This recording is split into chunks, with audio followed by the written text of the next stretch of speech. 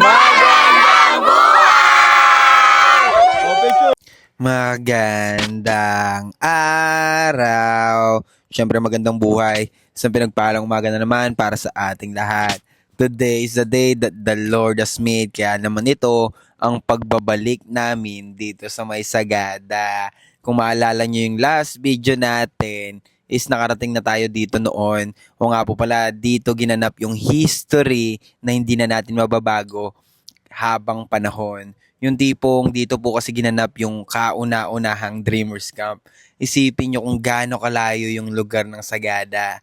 Pero dahil sa pagmamahal ng mga leader dito sa baseball at softball, talagang pinapunta nila ang Dreamers Camp para tulungan at turuan ang mga batang naniniwala at nagtitiwala na sa sports na to ay may tunay na pag-asa. Kaya naman sa pagbabalik namin, hindi lang kami nag-iisa dahil kasama na namin ng Adamson softball team at ang programang ito ay kanila namang programa. O nga po pala, ang tawag sa program na ito ay Giving Back Time kasi ito yung tradisyon na naging tradisyon na nila every year. Yung tipong pupunta sila sa iba't ibang lugar sa Pilipinas para magbigay ng gamit, mag-conduct ng softball at baseball clinic para sa mga bata. Yung tipong ito na yung naging kaugalian nila na pagbabalik, pagpapasalamat dahil sa blessing ni Lord na binibigay sa kanila taon-taon. Kaya hindi na ako nagtataka kung bakit napakagaling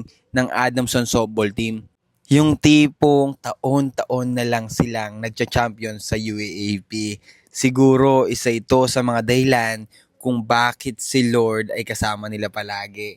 Yung tipong kasama nila sa bawat laban, yung tipong kahit yung laban ay digdigan na, is pabor pa rin talaga sa kanila yung panahon.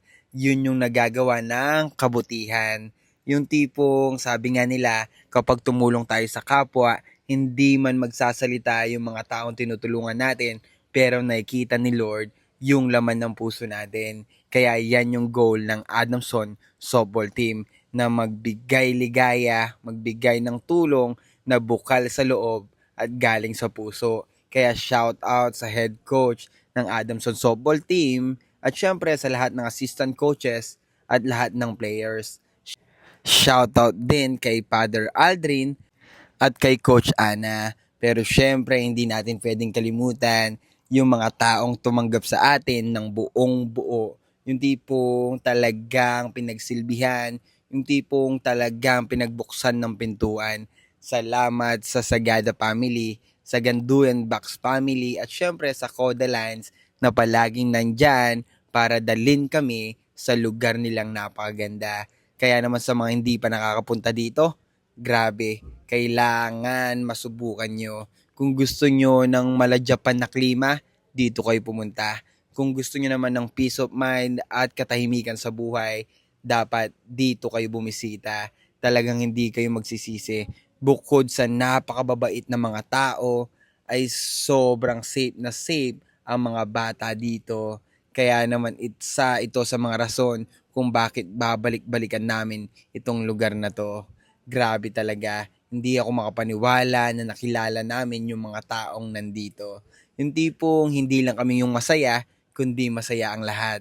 Kaya naman itong oportunidad na to, sabi nga ni Father Aldrin, itong tradisyon na to ay hindi lang para magbigay ng mga solidong turo at mga basic at fundamentals na makakatulong sa bata, kundi ang goal talaga ng tradisyon na to ay para magkaroon ng bind o pagkakaisa yung dalawang lugar na magkalayo. Yung tipong magiging isa tayong pamilya at mas lalong lalaki yung komunidad natin pagdating sa sports na to.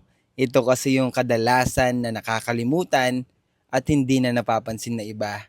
Yung totoong kahalagahan ng pagkakaroon ng pamilya. Tandaan natin palagi na ang pamilya kapag nagkaisa, kahit saan man kayo pumunta, laging mananaig yung pagmamahal ng bawat isa.